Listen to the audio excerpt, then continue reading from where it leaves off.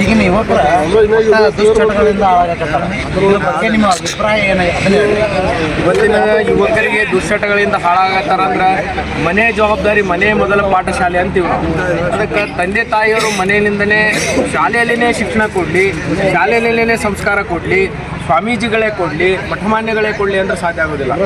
ನಾವು ತಂದೆ ತಾಯಿಯರ ಜವಾಬ್ದಾರಿ ಕೂಡ ನಮ್ಮ ಮಕ್ಕಳು ಏನು ಮಾಡ್ತಾರೆ, ಎಲ್ಲಿಗೆ ಹೋಗ್ತಾರೆ, ಪ್ರತಿನಿತ್ಯ ದೇವಸ್ಥಾನಗಳಿಗೆ ಹೋದ್ರೋ ಇಲ್ಲೋ, ಹಬ್ಬ ಹರಿದಿನಗಳಿಗೆ ಹೋದ್ರೋ ಇಲ್ಲೋ ಅನ್ನೋದನ್ನು ನಾವು ಗಮನಿಸ್ಬೇಕಾಗ್ತದೆ.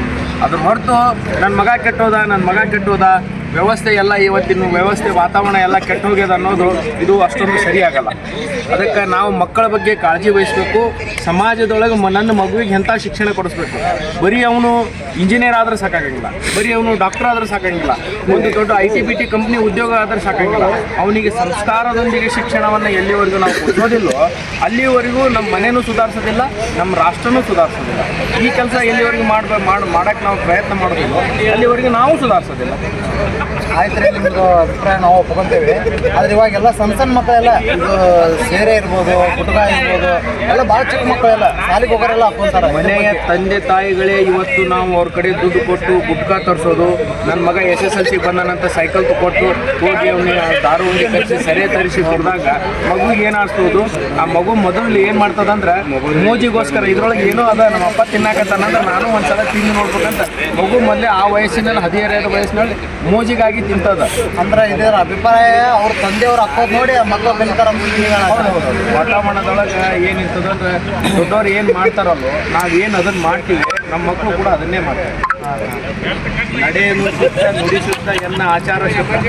ಬಸವತತ್ವ ಕಾಯಕದೊಳಗೆ ಯಾಕೆ ಹೇಳ್ತಾರಂದ್ರೆ ಬರೀ ಬಸವಾದಿಗಳು ಹೇಳೋಕೆ ಮಾಡಿಲ್ಲ, ನಮ್ಮ ನೈಜ ಜೀವನಗಳಿಗೆ ಅಳವಡಿಸಕ್ಕೆ ಮಾಡಿದ್ದಾರೆ. ನಾವೆಲ್ಲ ಅದನ್ನು ಅಳವಡಿಸುವಂಥ ಕೆಲಸ ಮಾಡಬೇಕು. ಇದು ಸಾಮಾಜಿಕ ಚಿಂತನೆಗಳು ಒಳಗೆ ಬರ್ತದೆ. ಆಮೇಲೆ ಶಿಕ್ಷಣ ಪದ್ಧತಿ ಭಾಳಷ್ಟು ಸುಧಾರಣೆ ಆಗುತ್ತೆ. ಮೆಕಾಲೆ ಶಿಕ್ಷಣ ಪದ್ಧತಿ, ಬ್ರಿಟಿಷ್ ಮಾದರಿ ಶಿಕ್ಷಣ ಪದ್ಧತಿ ಈ ದೇಶದಿಂದ ಹೋಗಬೇಕು.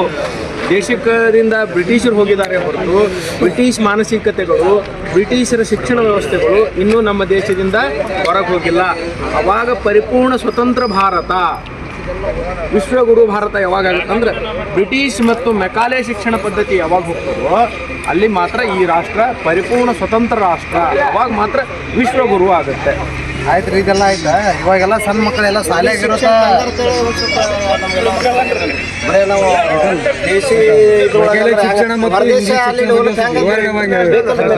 ಯಾವದಲ್ಲಿ ಇಂಗ್ಲೀಷ್ ಶಿಕ್ಷಣ ಅವ್ರು ತಂದ್ರತೆ ಒಂದು ಸ್ವಲ್ಪ ಅನುಕೂಲ ಆಯಿತು. ರೈಲ್ವೆ ಆಯಿತು, ಬ್ಯಾಂಕ್ ವ್ಯವಸ್ಥೆ ಅವ್ರು ತಂದ್ರತೆ ನಮ್ಮಲ್ಲೆಲ್ಲ ವೈಚಾರಿಕ ಪ್ರಜ್ಞೆ ಎಲ್ಲ ಬೆಳಿಗ್ಗೆ ಅನುಕೂಲ ಆಗ್ಯದಲ್ಲ. ನಿಮ್ಮ ಪ್ರಶ್ನೆ ಅವ್ರ ದೇಶ ಆಳದ ಒಂದು ಶಿಕ್ಷಣ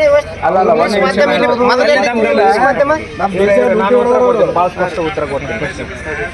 ನನ್ನದು ಭಾಷೆಗಳ ವಿರೋಧಿ ಅಲ್ಲ. ನಾನು ಜ್ಞಾನಕ್ಕೋಸ್ಕರ ಇಂಗ್ಲೀಷ್ ಇರ್ಬೋದು, ಕನ್ನಡ ಇರ್ಬೋದು, ಹಿಂದಿ ಇರ್ಬೋದು, ತಮಿಳ್ ಇರ್ಬೋದು, ತೆಲುಗಿರ್ಬೋದು, ಭಾಷೆಗಳನ್ನು ನಾನು ಮಾತನಾಡೋಕ್ಕೆ ವಿರೋಧ ಮಾಡ್ತಾ ಇಲ್ಲ. ಅನುಕರಣೆಗಳನ್ನು ಮಾಡ್ತಾ ಇರೋದನ್ನು ನಾನು ವಿರೋಧಿಸ್ತಾ ಇದ್ದೀನಿ. ಇಂಗ್ಲೀಷ್ ಗುರುಕುಲ ಪದ್ಧತಿ ಒಳಗೆ ನಮ್ಮ ಬದುಕಿನಿಂದ ಹಿಡಿದು ಉದ್ಯೋಗದೊಳಗೆ ಹೆಂಗಿರಬೇಕು ಅನ್ನೋದನ್ನು ಕಲಿಸ್ತಿತ್ತು. ಆದರೆ ಮೆಕಾಲ ಶಿಕ್ಷಣ ಪದ್ಧತಿ ಒಳಗೆ ಏನು ಕಲಿಸ್ತು ಅಂದ್ರೆ ನಾನೊಬ್ಬ ಹೆಂಗೆ ಬದುಕಬೇಕಂತ ಕಲಿಸ್ತು. ಕುಟುಂಬ ವ್ಯವಸ್ಥೆಗಳನ್ನು ಒಡೆಯೋದನ್ನು ಕಲಿಸ್ತು. ಪತಿ ಪತ್ನಿಯರ ಸಂಬಂಧ 100 ವರ್ಷಗಳ ಬಂಧನ ಅಂತ ಹೇಳ್ತೀವಿ ನಾವು. ಆದರೆ ಇಂಗ್ಲೀಷ್ ಮತ್ತು ಈ ಬ್ರಿಟಿಷ್ ಮಾದರಿ ಒಳಗೆ ಕುಟುಂಬ ವ್ಯವಸ್ಥೆ ಅನ್ನೋದೇ ಇಲ್ಲ. 4 ದಿನ ಒಬ್ಬ ಹೆಣ್ಮಗಳ ಜೊತೆ ಒಂದು ಒಪ್ಪಂದ ಮಾಡ್ಕೋತಾರ, 4 ಜೊತೆ ಕಾಂಟ್ರಾಕ್ಟ್ ತಗೋತಾರ ಅವರು. ನಾನು ಈ ರೋಡ್ 2 ಕಿಲೋಮೀಟರ್ ಮಾಡಿಕೊಡ್ತೀನಿ, ಮುಗೀತು, ನಾನು 2 ವರ್ಷ ಈ ಹೆಣ್ಣು ಮಕ್ಕಳ ಜೊತೆ ಇರ್ತೀನಿ. ಇವೆಲ್ಲ ವೈವಾಹಿಕ ಸಂಬಂಧಗಳು ಈ ಭಾರತ ದೇಶದೊಳಗೆ ಇದನ್ನು ಅತ್ಯಂತ ದುಷ್ಪರಿಣಾಮ ಬೀರ್ತಾವೆ. ಇದೊಂದು ಥರ ದುಶ್ಚಟಗಳಿಗೆ ಪರಿಣಾಮನೇ ಅಂತ ಅನ್ಬೋದು. ನಾನು ಶಿಕ್ಷಣಗಳ ವಿರೋಧಿ ಅಲ್ಲ, ಭಾಷೆಗಳನ್ನು ವಿರೋಧಿಸ್ರಿ ಅಂತಲ್ಲ. ಎಲ್ಲ ಜಗತ್ತಿನ ಎಲ್ಲ ಭಾಷೆಗಳನ್ನು ಆಯ್ತಾಯ್ತು ರೀ. ನಿಮ್ಮ ಬಗ್ಗೆನೇ ಬರ್ತಾನೆ. ಬ್ರಿಟಿಷರಲ್ಲಿ ನಮ್ಮ ದೇಶಕ್ಕೆ ಬಂದೋಗಿ ಚಲೋ ಅನ್ಸುತ್ತೆ ನಿಮ್ಗೆ?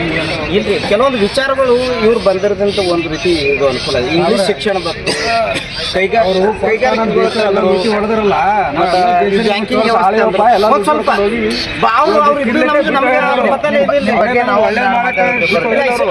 ಅಲ್ಲಲ್ಲ, ಅವ್ರು ಬರೋಕ್ಕಿಂತ ಸ್ವಾತಂತ್ರ್ಯ ಮುಂಚೆಕ ನಮ್ಮ ದೇಶ ಅವ್ರಿಗಿಂತ ಹೆಚ್ಚಿತ್ತು ಏನ್ರಿ ಏನು ಕಮ್ಮಿ ಇದ್ದಿಲ್ಲ, ಯಾರಿಗೇನು ಕೊರತೆ ಇದ್ದಿದ್ದಿಲ್ಲ, ಏನು ಇದ್ದಿದ್ದಿಲ್ಲ ಜನಗಳಿಗೆ. ಈಗ ನೀವು ಹೇಳಕತ್ತಿರಲ್ಲ ಮಾಡಲ್ ಬ್ಯಾಂಕ್ ಇವೆಲ್ಲ ನಮ್ಗೆ ಬೇಕಾಗಿದ್ದಿಲ್ಲ. ಯಾಕೆ ಹೇಳ, ನಮ್ಮ ಮನ್ಯಾಗ ಹೊರಗಡಿತ್ತು ನಲಂದಾ ವಿಶ್ವವಿದ್ಯಾಲಯ ಒಂದು ತಿಳಿರಿ, ಬ್ಯಾಂಕ್ ಬಂದ್ರಂತ ಹೇಳಿ ನಮ್ಗೆ ಸ್ವಲ್ಪ ಕಮ್ಯುನಿಕೇಶನ್ ಬೇರೆ ದೇಶಗಳೊಂದಿಗೆ ಒಡನಾಟ ಹೊಂದಲಿಕ್ಕೆ ಎಲ್ಲರಿಗಿಂತ ಬರೀ ಗುರುಕುಲ ಮಾದರಿ ಶಿಕ್ಷಣ ನಮ್ಮ ದೇಶಕ್ಕಿಟ್ಟೆ ನಾವು ಸೀಮಿತ ಅವ್ರು ಬರೋದ್ರಿಂದ ನಮ್ಮದನ್ನ ಭಾರತ ದೇಶ ಅದ್ರ ಬದಲು ಅಲ್ಲಿ ಕಳೆಯೋದಿಲ್ಲ.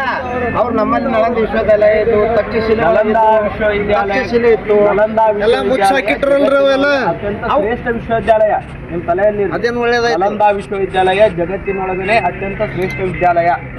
ಅಲ್ಲಿ ಆಯುರ್ವೇದ ಹಿಡ್ಕೊಂಡು ಪ್ರತಿಯೊಂದು ವೈಜ್ಞಾನಿಕ ತಳಹದಿಗಳ ಮೇಲೆ ಇದ್ದು ನೀವು ನಮ್ಮ ದೇಶ ಒಂದೇ ವಿಚಾರ ತಿಳ್ಕೊಂಡ್ರಿ. ನಿಮ್ಗೆ ಇವತ್ತು ವಿಮಾನವನ್ನು ಕಂಡಿಡಿದವರು ರೈಟ್ ಸೋದರ ಅಂತ ಕರೀತೀರಲ್ಲ ನೀವು. ರಾಮಾಯಣ ಮಹಾಭಾರತ ಜೀವಂತಿಕೆ ಅಲ್ಲಿ ಸೇತು ಸಮುದ್ರ ಕಟ್ಟಿರೋದೆಲ್ಲ ಪರೀಕ್ಷೆ ಮಾಡಿ ತಂತ್ರಜ್ಞಾನ ಅಲ್ಲೊಂದು ಸಮುದ್ರ ಇತ್ತು ಲಂಕೆಗೆ ಅಂತೇಳಿ ನೋಡಿದ್ರಲ್ಲ, ಅಲ್ಲ ವಿಜ್ಞಾನಿಗಳು ಪ್ರೂವ್ ಮಾಡಿ ತೋರಿಸಿದ್ರು ನಮಗೆ. ಮತ್ತು ಅವತ್ತು ಸೀತೆಯನ್ನು ಹೊತ್ತೊಯ್ದ ರಾವಣ ಅವನ ಹತ್ರ ಪುಷ್ಪಕ ವಿಮಾನ ಇತ್ತು. ಅಂದರೆ ಜಗತ್ತಿಗೆ ವಿಮಾನಿನ ಕಲ್ಪನೆಯನ್ನು ಕೊಟ್ಟಿದ್ದು ಅದು ಭಾರತ. ರೈಟ್ ಸೌರದರು ಅದನ್ನು ಕಾಪಿ ಮಾಡಿ ಆಧುನಿಕ ಭಾಷೆಯೊಳಗೆ ಬರೋದು ಇಂಗ್ಲೀಷ್ ಭಾಷೆಯಲ್ಲಿ ಜಗತ್ತಿನೊಳಗೆ ತಿಳಿಸುವಂಥ ಕೆಲಸ ಮಾಡಿದ್ರು ಅಂತ ಅದನ್ನು ತೊಗೊಂಡು ಹೋದ್ರು. ಜಗತ್ತಿನ ಖಗೋಳ ಕಾಯಗಳ ಬಗ್ಗೆ ಆರ್ಯಭಟ ಮೊಟ್ಟ ಮೊದಲನೇ ವಿಜ್ಞಾನಿ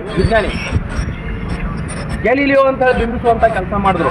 ಯಾವಾಗ ನಮ್ಮ ಇತಿಹಾಸಕಾರರು ನಮ್ಮನ್ನು ನಾವು ಗುರುತಿಸುವಂಥ ಕೆಲಸ ಮಾಡಲಿಲ್ಲ, ಅದ್ರ ಬಗ್ಗೆ ಚಿಂತನೆಗಳನ್ನು ಬರೀಲಿಲ್ಲ, ಹೀಗಾಗಿ ನಮ್ಮವ್ರನ್ನ ನಾವು ಗುರುತಿಸುವಂಥ ಕೆಲಸ ಆಗಲಿಲ್ಲ. ಬ್ರಿಟಿಷರದನ್ನು ಮಾಡಲಿಲ್ಲ, ಕಂಡು ಹಿಡಿದಿದ್ದು ಸ್ವಲ್ಪ, ಅದರ ವ್ಯವಸ್ಥೆಗಳನ್ನು ಪ್ರಚಾರವನ್ನು ಕೊಟ್ಟಿದ್ದು ಹೆಚ್ಚಾಗಿ. ಈಗ ಬ್ರಿಟಿಷ್ ವಿಜ್ಞಾನಿಗಳೇ ಶ್ರೇಷ್ಠರು ಅನ್ನುವಂಥದ್ದನ್ನು ತಂದು ಕೊಟ್ಟಿದ್ದಾರೆ. ವಿಜಯನಗರ ಅರಸರು ಅತ್ಯಂತ ಪ್ರಾಬಲ್ಯ ಅರಸರು, ಅವ್ರ ಬಗ್ಗೆ ಬರೀ ಸೋತರು ಅಂತ ಬರೆದ್ರು. ಆಂಗ್ಲೋ ಕದನದಲ್ಲಿ ಚೆನ್ನಮ್ಮ ಅತ್ಯಂತ ಪ್ರಬಲ ಹೆಣ್ಮಗಳು. ದೇಶವನ್ನು ಮಹಿಳೆ ಅಂದರೆ ಮನೆಯಲ್ಲಿ ಕೂಡೋಳು ಅಂತ ಇದ್ದಾಗ ಇಡೀ ದೇಶವನ್ನು ಸ್ವತಂತ್ರ ಮಾಡಬೇಕಂತ ಕೊಟ್ಟರು. ಇಲ್ಲಿರುವಂಥ ಸಾಮಂತ ಅರಸರು ಅವತ್ತೇ ಚೆನ್ನಮ್ಮನ ಜೊತೆ ಕೈ ಕೂಡಿಸಿದ್ರೆ ಬ್ರಿಟಿಷರು ಎಂದೋ ತಲುಪ್ತಿದ್ರು. ದೇಶದೊಳಗೆ ಅತ್ಯಂತ ಪ್ರಬಲ ರಾಷ್ಟ್ರ, ಪ್ರಬಲ ವಿಜ್ಞಾನ ಮತ್ತು ಪ್ರಬಲ ತಂತ್ರಜ್ಞಾನ ಇರೋದು ಅದು ಭಾರತದಲ್ಲಿ. ನೌಕಾಯಾನ ಕಂಡುಹಿಡಿದವರು ನಮ್ಮ ರಾಷ್ಟ್ರದವರೇ ಮೊದಲು. ನಮ್ಮ ಮೀನುಗಾರನ ಸಾಮರ್ಥ್ಯನ ಹಕ್ಕಿಯಂತೆ ಹಾರಬಲ್ಲ, ನೀರಿನಂತೆ ಈಜಬಲ್ಲ, ಇದು ನಾನುಡಿ ಇತ್ತು. ಇದು ದೇಶದ ಎಲ್ಲ ಮನೆಗೂ ವ್ಯಾಪಿಸಿತ್ತು. ನನ್ನ ತಾಯಿ ಒಲೆಗೆ ಊದುವಳಿ, ಅದೊಂದು ವಿಜ್ಞಾನನೇ. ಕಡಿಮೆ ಒಳಗೆ ನೀನು ಊದುವಳಿಯಿಂದ ಒಲೆ ಊದಿ ಹತ್ತಬೋದಂಥ ತಂತ್ರಜ್ಞಾನ. ನನ್ನ ತಾಯಿ ತಂತ್ರಜ್ಞಾನ ನಾವೆಲ್ಲಾದರೂ ಬರ್ದಿವ, ಮುದ್ರಿಸಿದೀವ. ಹೀಗಾಗಿ ನಮ್ಮ ತಂತ್ರಜ್ಞಾನಗಳು ದೇಶದೊಳಗೆ ನಾವು ಬಿಂಬಿಸುವಂಥ ಕೆಲಸ ಮಾಡಲಿಲ್ಲ. ಅದಕ್ಕೆ ನಾವು ಹಿಂದುಳಿದಿದ್ದೇವೆ ವಿನಃ ಈ ದೇಶದಲ್ಲಿ ವೈಜ್ಞಾನಿಕವಾಗಿ, ಸಾಮಾಜಿಕವಾಗಿ, ಶೈಕ್ಷಣಿಕವಾಗಿ ಯಾವುದೂ ಕೊಡ್ತಾ ಇಲ್ಲ. ಅದಕ್ಕೆ ಭಾರತ ವಿಶ್ವಗುರು.